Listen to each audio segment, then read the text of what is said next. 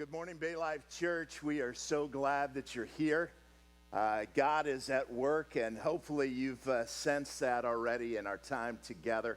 I hope that you've been able to join us. If not here, then you've been catching up online. But welcome to the series that we've entitled Wonders of the World. And what we've been doing is we've been looking at some ancient wonders of the world and turning them into kind of elaborate illustrations. And from that, we've been kind of building a bridge so that we can tie them into wonders from the spiritual world. Wonders that you and I have struggled with. Some of the wonders that you just saw float across the screen during that bumper video. In week one, we looked at the Statue of Zeus, one of the great wonders of the ancient world. Tall, grand, glorious, covered in gold. It was magnificent. And it really led to a conversation that we had about the wonders of the spiritual world. Is there a God? If so, where is he? And does he care about me? And then last week, we looked at the Leaning Tower of Pisa, right? It was a bell tower outside of a cathedral. Its design, its purpose was to call people to worship in the cathedral, and yet for 600 years, it didn't fulfill its purpose because it didn't have its bells. And so often, we go through so much of life without being in touch with our purpose. It's as if we don't have our bells, right? The thing for which God designed us, that we're not vitally connected to that and fulfilling our purpose, which brings us great personal satisfaction and helps us to glorify God and change the world.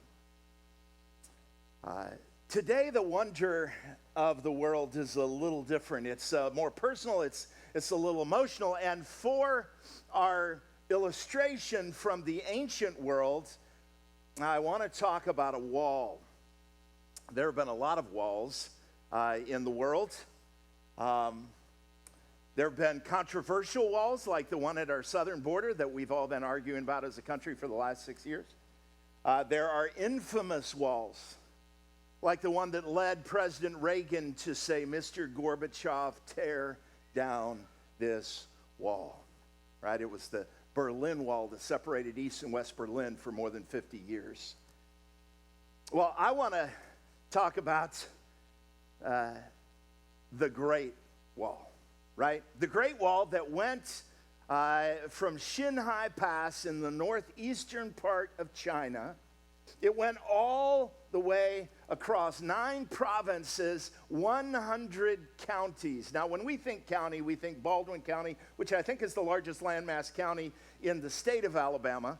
But counties in China, because China is so massive, are like a medium-sized state to us. So imagine the state of Alabama side by side 100 times. That's about how far the wall went.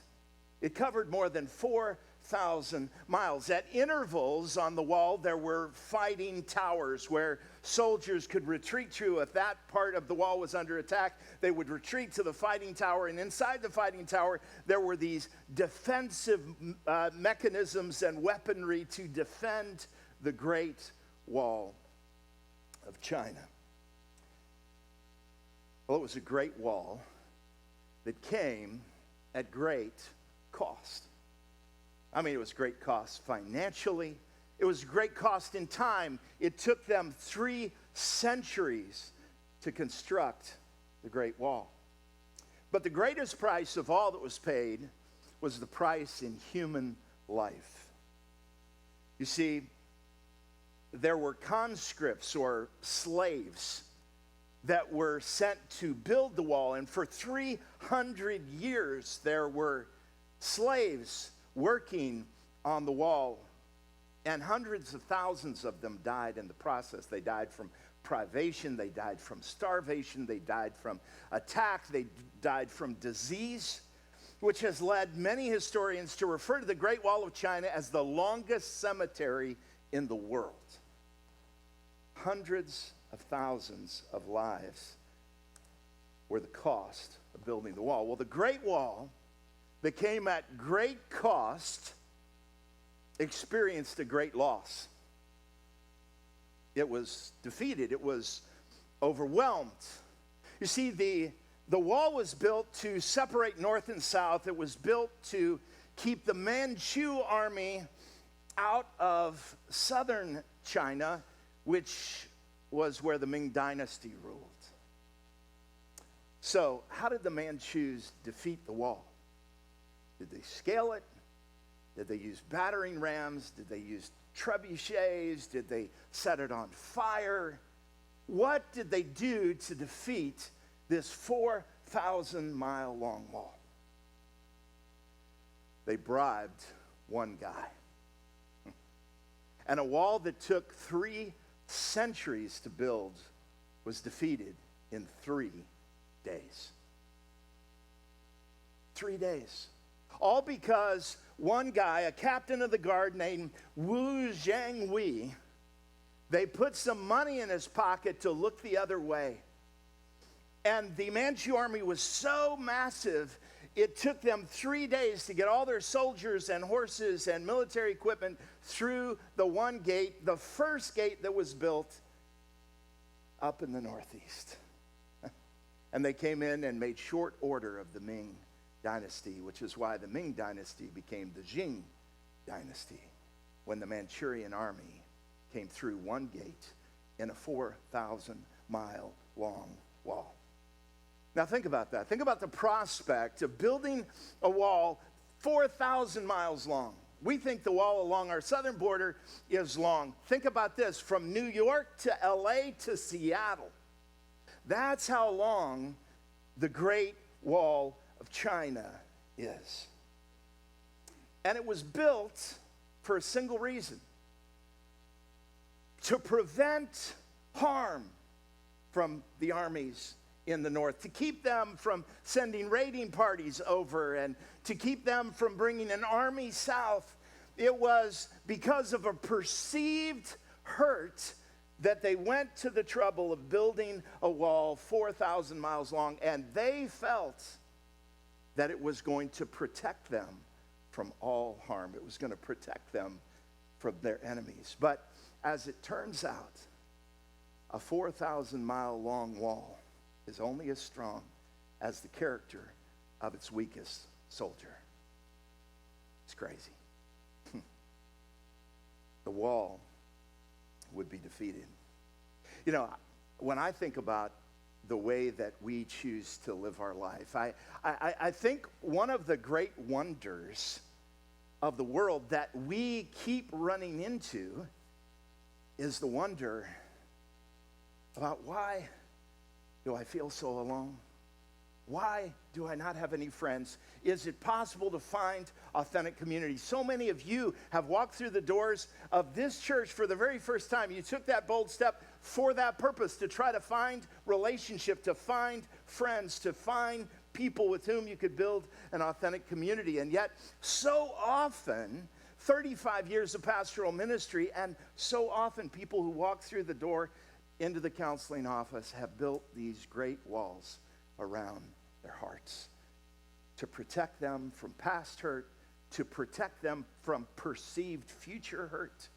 And those walls keep them from having authentic relationship. If I were to give you one thing to take home today, this is the one concept that you put in your pocket, the one thing that you need to be instructed by and I need to be instructed by. What would that one thing be? It would be this: walls produce isolation, but seldom protection.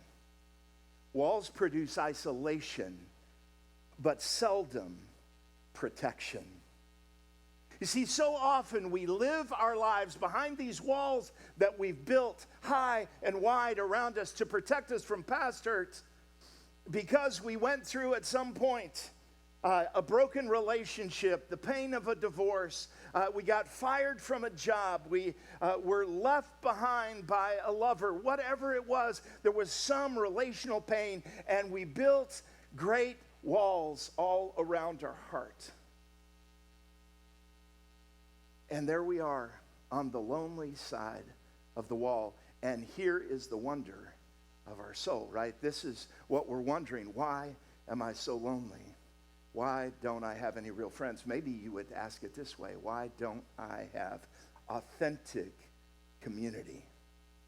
Well, it's because we built walls. Built walls because of past hurts or perceived future hurts, and we built walls to protect it. And like the Great Wall of China, we build these battle stations, and we have all of these defensive weapons. Now, maybe you're more of an offensive type of person when it comes to relational trouble. And so you think of offensive weapons like anger and malice and wrath and slander and stuff like that. I would venture to say that while there are some of those in the room, there are many more who use defensive weapons to protect their heart. We build walls high and wide. And from behind the lonely side of the wall, we have augmented the wall with more and more defensive weapons. Now, we could make a really long list. So instead of doing that, I just thought I'd get self-reflective, and I'll just tell you my defensive weapons, okay? These are the ones that I've used at times when I've built walls around my life to protect myself from past hurts and past wounds or perceived potential future ones.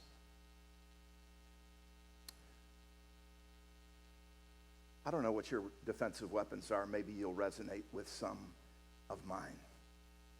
I'll just put 3 on the screen here. The first is avoidance, right? Avoidance is what we do after we build the wall, right? We build the wall up, and then we take a step back, or maybe 50 steps or 100 steps or maybe 100 miles back from the wall, because we don't want to get anywhere close to the person or the place that hurt us in the past. And so we stop returning calls. We begin to pull out of social interactions. You may even drop out of your small group here at Bay Life, or maybe pull back altogether from your church family. And what are you doing? We're practicing avoidance because I've been hurt in the past and I don't want to be hurt again. And so I'm going to use the defensive mechanism of avoidance. See, I'm not hurting anyone. I'm just helping myself. Here's the problem with avoidance. God didn't build us that way. God didn't build us to live on the lonely side of the wall. God built us to be in community, right? I actually need you, and you actually need me. There's a scary thought for you. We need each other. You need the spouse that you're married to, right? We need our kids, and Lord knows they need us, right? We need one another. Avoidance doesn't work, but avoidance is a typical defensive mechanism. How about unforgiveness? Unforgiveness. It's the habit of those that feel that they have been hurt so often or so deeply that they have earned the right to withhold forgiveness. Now, I realize, even in a crowd this size, that we have people at every space in the faith journey. Maybe you're not even started down that road yet, and you don't yet have a personal relationship with Jesus Christ, and that's okay, and we're so glad that you're here. But if you would allow me 30 seconds to just speak to those of us who consider ourselves to be Jesus followers here. Unforgiveness is a made-up word if you're a Jesus follower. You know what Jesus' standard is?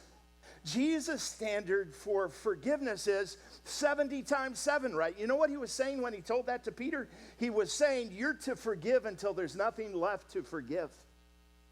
That's when you can stop forgiving, when there is no longer anything to forgive. And so if I'm a Jesus follower, which I claim to be, and if you're a Jesus follower, unforgiveness is a made-up concept. It does not exist in our world. You say, well, you're not married to who I'm married to. And thank God. Yeah, I'll just tell you, it's a made-up concept. We forgive until there's nothing left to forgive, right? Unforgiveness. It makes walls higher, but it doesn't make your life better. One last one is just kind of a summary of all the rest, and it's this: it's self-protection. How many of you have ever had a broken bone? Hands up. Come on. All right. If you're a man and you haven't had a broken bone, you haven't had a great life. Okay? I'm just here to tell you, I lost count at like a dozen. I broke my wrist 5 times. Small wrist, big body, just bad combination, right? I shattered my knee, 80 pieces, broke bones in both feet. I've broken bones in both hands. I've broken countless number of fingers. I've broken ribs. I've broken collarbones. It's like, what? Where were your parents? My dad was standing on the sideline going, go ahead, I think it'll work this time. Yeah, so awesome. Whenever you break a bone, a doctor wisely protects it, right? He puts a cast around it. And, but what happens after the bone heals? Do you leave the cast on? No. Why? I remember I had my leg cast when I shattered my knee. They did this internal traction thing where they had screws above and below, and it was holding the knee apart so that it could heal, and it healed. And in 8 weeks, they cut the cast off. And I'm sorry if you get squeamish about stuff like this, but this was back in the day. My orthopedic surgeon opened the closet in his office, and I'm not lying, there were Craftsman tools in there. Craftsman tools. He got Craftsman bolt cutters, cut off one side, put a vice grip on the other, and spun that thing out without so much as an aspirin. I have had a great life, okay? But as I sat there on the table and I compared my right leg to my left leg, guess what? The left leg was like twice as big as the right leg. And I couldn't actually move my leg too well. And imagine if I had left it in there for 18 weeks or 28 weeks. My leg would have completely atrophied. I would not be able to walk today if I had done that. You see, self-protection is a little like this. When we get hurt, yes, there's got to be some protection. You got to have some distance and some space so that you can heal. But then if you stay out of the game, if you keep the cast on, your life atrophies, and you're no good in community. How do you fix all of that? How do you take the walls down? How do you go from walls to boundaries? You know, boundaries are good. You ought to have boundaries in your life. You know what the difference is between a boundary and a wall? A boundary is there to strengthen the relationship. A wall is there to end the relationship, right? So how do we take the walls down? How do we turn them back into boundaries? How do we come out from behind the screen of avoidance and self-protection? How do we get back into community? How do we answer the wonder of the world? Why don't I have any friends? Why do I feel so alone? How do we do all of that? Scripture is really clear about one thing. All healthy relationships begin with the vertical relationship. I can't have a healthy relationship with you if I'm not rightly aligned with my Father in heaven. It actually says, and when Peter is writing to the church in one of his epistles, he writes to husbands and says, husbands, if you're not right with God, you'll never be right with your wife. And if you're not right with your wife, don't expect God to answer your prayers. The psalmist said in Psalm 66:18, if I regard iniquity in my heart, God will not hear me. Hey, trust me, if this isn't right, this will never be right. So if this is wrong, maybe we start here, right? Well, I just want to take a moment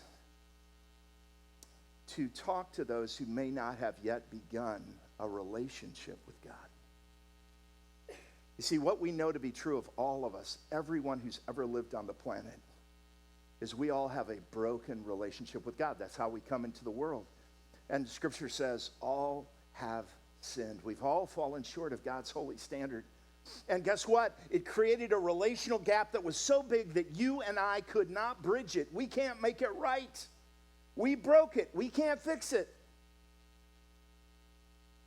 But God loved us so much that he sent his son to die on a cross in my place for my sins, rose again the third day, just as he said, so that he demonstrated that he had the power to offer us forgiveness of sins and eternal life. He offered to adopt us into his forever family, to be sons and daughters and no longer slaves to sin. He offers all of that if we will just say yes. Right here in the middle of this talk, I just want to create a quiet moment. Would you bow your heads with me just in this moment right now? If you're one who would say, Brian, I have never made a decision to accept what Jesus did on the cross to pay for my sins. I've never asked him to adopt me into his forever family. Right here in this moment, from your heart to God's ears, you can say a prayer. It's just talking to God. God, I know that I'm a sinner. I know that Jesus died in my place for my sins, and that he rose again. And right now, for the very first time, I place my faith and trust in Jesus alone, asking him to save me from my sins and to become the loving leader of my life for all of my life. In Jesus' name, amen. You know, if you made that decision, I would so love to know about it. And here's just the simplest way that you can do that. On that Connect card that Myrna talked about that we asked you to fill out, there's a little box in the center of that card that says, today I put my faith in Jesus. If you just now made that decision, I would love for you to just check that box, and on your way out, drop it in one of those two black boxes on the back walls. Our offering boxes, you just drop that card in there. Well, hey, I want to talk about solving the problem. How do we bring the walls down? How do we go back from walls to boundaries? How do we live our life? Well, I want to introduce you to a character from the scriptures who had the same wonder that you do. What is that wonder? Why am I so alone? Why do I not have any friends? Why is there no authentic community in my life? I want to introduce you to a woman whose name is Mara, which means bitter. You know her best maybe as Naomi, right? I'm going to read a little bit of her story, just a couple of paragraphs. So if you would follow along with me on the screen, it says, in the days when the judges ruled in Israel. So that was a period of time. Before they had kings, they had judges. A man from Bethlehem in Judah left the country because of a severe famine. Now, that famine was there because God was disciplining his people. Let me just say on the front end, anytime we run from the discipline of God, we run into the discipline of God. Okay? It's coming for him. He took his wife and his two sons. This is the problem, husbands, when we run from God, we carry our families with us, and we're running from the discipline of God into the discipline of God, and so we're carrying our family into the discipline and judgment of God. He took his wife and his two sons and went to live in the country of Moab. Now, I'll just say Moab was a terrible place. Moab worshipped idols. Moab practiced human sacrifice. They sacrificed their babies on an altar of fire. I mean, it's a grotesque place. So you're running from God to a terrible place. And it goes on. The man's name was Elimelech, and his wife was Naomi. Their two sons were Mahlon and Chilion. They were Ephrathites from Bethlehem. Ephraim was one of the tribes in Israel, in the land of Judah. During their stay in Moab, Elimelech died. And I think it's fair in context to say that this particular death was probably due in part to the discipline of God. And Naomi was left with two sons. It goes on. The two sons married Moabite women. Okay, so this was strictly forbidden in Israelite law because God was trying to protect them from intermarrying with those that worshiped idols, right? So here again, we're running farther from God. One married a woman named Orpah, the other a woman named Ruth. About 10 years later, both Mahlon and Chilion died. This left Naomi alone, without her husband or sons. And married for 10 years, no children. So she is truly alone. No blood relation left. I think we can all agree it's a bad place.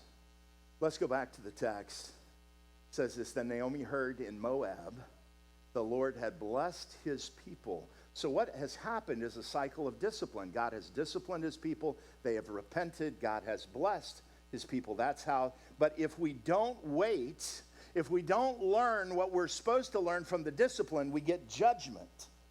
Okay? And so they had run from discipline. They ran into judgment. And now Ruth realizes, oh, the blessing's back. Maybe I'll go back. Her heart may not have changed yet, but she's going back for the blessing, right? The Lord has blessed his people in Judah by giving them good crops again. So Naomi and her daughter-in-laws got ready to leave Moab to return to her homeland. So, summary, 15 years. She goes from the place of her birth, growing up in her hometown. It was been a small town. She would have been known. She would have known everyone. She had great community. She had met a man there. They had married. They had 2 sons. They have this blessed life. And because of the discipline of God, her husband leads her out of the discipline into the judgment of God in a place called Moab. And there she loses all of her community that she left behind. She loses her husband. She loses both of her sons. And when she goes back to her homeland at the border, one of her daughter-in-laws turns back. So she has one daughter-in-law and her. She went out full. She comes back empty. And it's here that the cycle of loneliness begins in her life.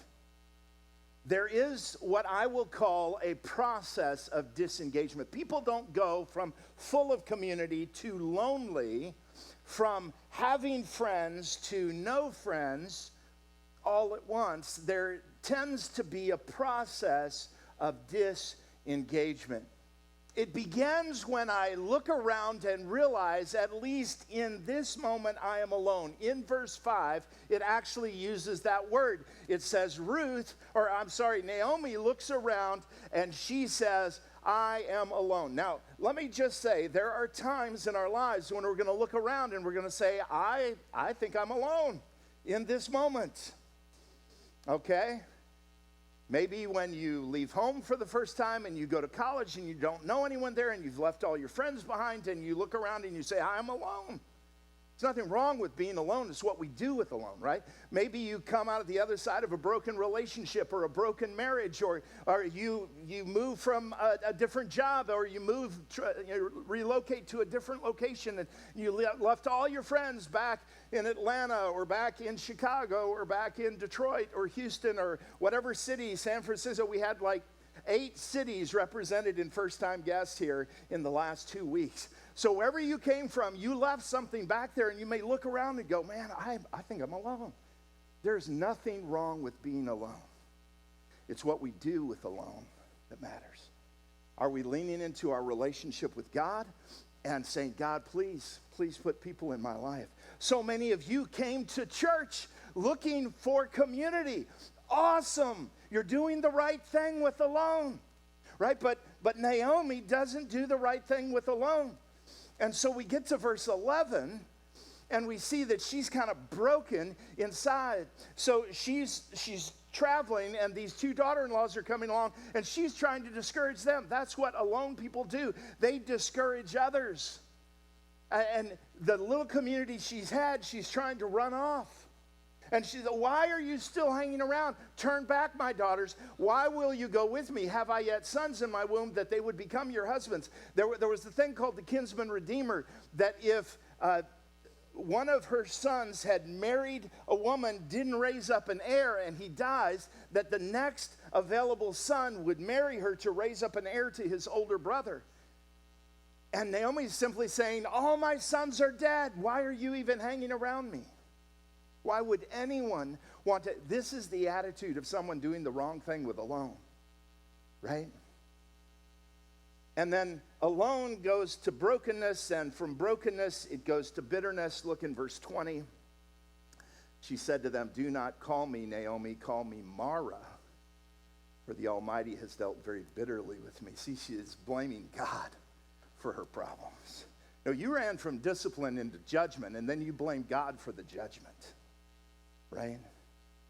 That's when we do the wrong thing with alone. And what do? We build walls, and we put everyone on the other side of the wall, and we stay on the lonely side of the wall.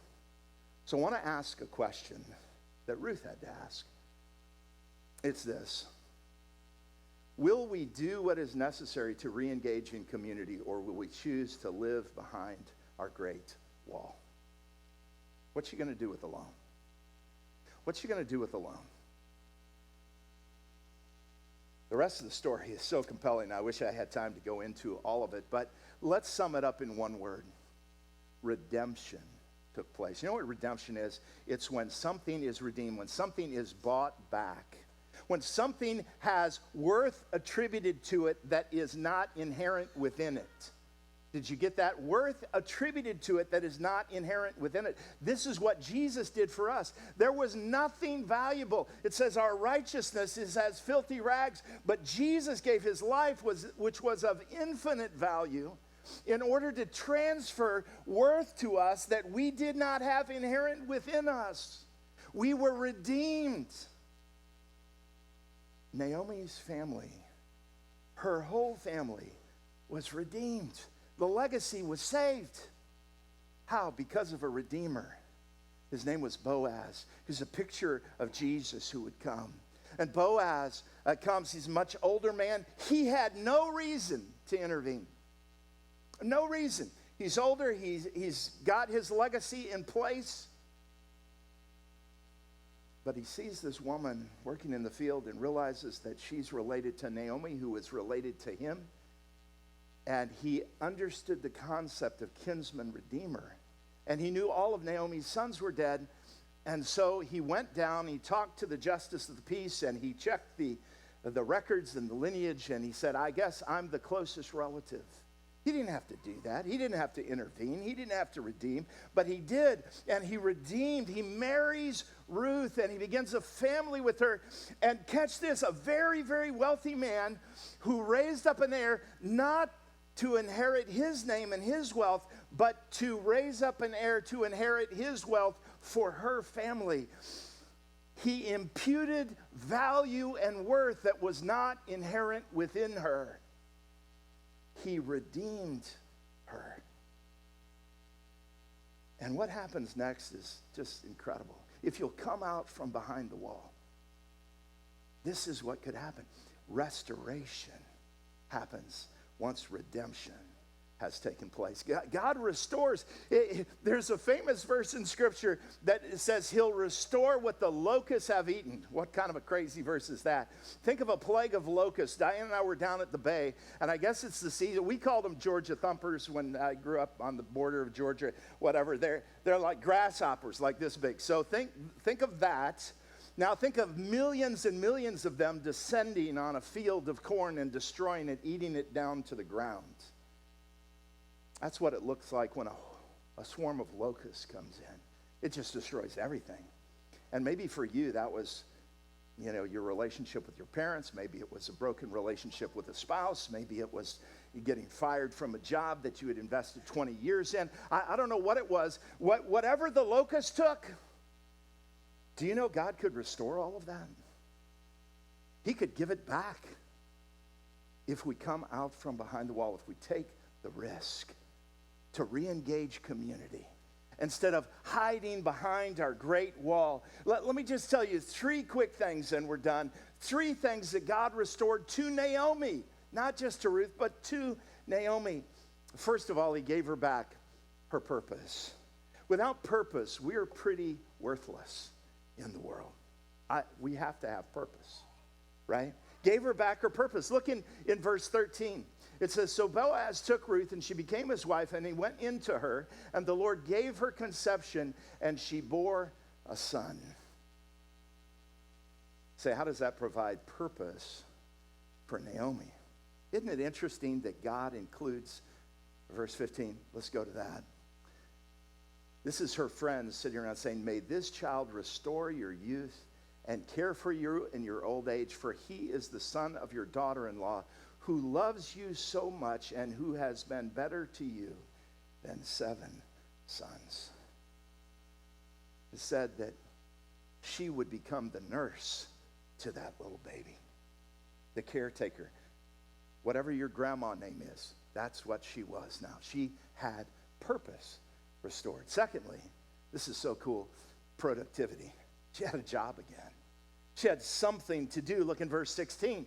It says, then Naomi took the child and laid him on her lap and became his nurse. Wow. Diane and I, for about 5 minutes, were in this amazing space in life. We had raised the kids and intentionally thrown them out of the house. It was incredible. It was quiet. For my orderly self, it was clean. The house, you would clean it, this amazing thing would happen. It would stay clean. It was shocking. I mean, it was so good. We had something that we had not had in raising 7 kids. We had money. Like Diane's making meatloaf for the 3rd time, and I like Diane's meatloaf, but come on. Hey, you know what? We can do this thing we've never done. We can go out to eat. It's shocking. And we had this thing going on, and it was just this beautiful season, and I thought it would last forever. And then my grandson Carson was born, and Diane put him in her lap and became his Dee Dee, is what we call her, right? And I thought, okay, that's not too bad. Guess what? We've had 5 grandkids in 1 year. It's just, I don't know. Dee Dee has so much productivity. I'd like to have Dee Dee back a little bit, okay? But hey, Naomi, who had nothing, now had something, right? She had purpose. She had productivity. God can give all this back. Isn't this amazing? One last thing. He gave her back legacy. Wow. Legacy is what goes on beyond us. When we're in the grave, what goes on beyond us? And I just got to tell you, if you don't know what's about to be read, this will blow your mind. Okay, let me just read it for you. And the women of the neighborhood gave him a name. I don't recommend this, letting the people in the neighborhood name your children or grandchildren, but they gave him a name, saying, a son has been born to Naomi. They named him Obed, because he was going to be a great blessing. Obed grows up, and we get kind of the legacy part in the genealogy part. This is the genealogy that's about to happen, not what has happened. Obed, he would become the father of someone named Jesse, and Jesse would become the father of 12 sons, the youngest of which was named David, who would become king of Israel and be the start of the messianic line from which Jesus would be born, who would save the world from their sins. I don't think you get a better legacy than that. In other words, in a prequel, Naomi gets adopted into the forever family of Jesus. Now we get it in the sequel. When God redeems and restores your life, you get adopted in the forever family of Jesus as a sequel. She got the prequel. Blows your mind. Hey, if you're living behind a wall, it's time to take the wall down. Because none of that happens outside of community, right? You don't find your purpose, you don't find your productivity, and you certainly don't have a legacy outside of community. It's not how it works. Come out from behind the lonely side of the wall. Let God redeem. Let God restore. It can be good again. You say, what about I'll get hurt again? Absolutely. It's part of this life. Guess what? Let's learn the lessons in the valleys and make the decisions on the mountaintops, right? Not the other way around. So often we make terrible decisions in the valleys of our lives. I'm never going to be hurt again. He's never going to treat me. I'm never going to get fired by a boss like that again. And all the I'll nevers. And we just build walls and walls and walls. Let's learn the lessons from the valley. And let's make decisions on the mountaintops. Can you do that? Let's pray. Father, thank you for this moment. A moment in which we understand how much you love us. That you not only sent Jesus to redeem us, but God, that you have spent all the time since then seeking to restore what Satan would take from us. Father, I pray for the person who may be running from your discipline and headed straight for judgment. And God, I just pray you would call them back. And I pray they would turn back. And Father, those of us that are under discipline, may we learn from the discipline. May we be instructed by it. May it make us better. May we learn the lessons in the valleys. But God, may none of it lead us to shut everyone else out of our lives. God, I pray for those who have truly been wounded and hurt and who still have a cast on years later trying to protect their heart. And God, I just pray that this would be the week they'd take the cast off. This would be the week they'd take a chance relationally. This would be the week that they'd have a conversation with someone else. This would be the week that they would re-engage. And Father, I pray for those who have moved from other places and they've left behind all of their relatives and all of their relationships and all of their community, and they've moved here to the Eastern Shore. And God, I just pray that as they lean into Bay Life Church, that we would care well for one another, that they would get engaged in serving and find their productivity and purpose, that they would get engaged in community through small groups and here, along with the rest of us, build the legacy that comes from helping the people of the Eastern Shore find and follow God. God, I pray that we would understand that we have been adopted into God's forever family and nothing bad can happen eternally in that space. God, hurts are going to come and go. Help us not to build walls, but rather maintain boundaries. God, we pray this in Jesus' name and for his sake. Amen. Hey, Bay Life Church, love you so much. Thank you so much for being here. Invite a friend next week. We'll see you then. God bless you.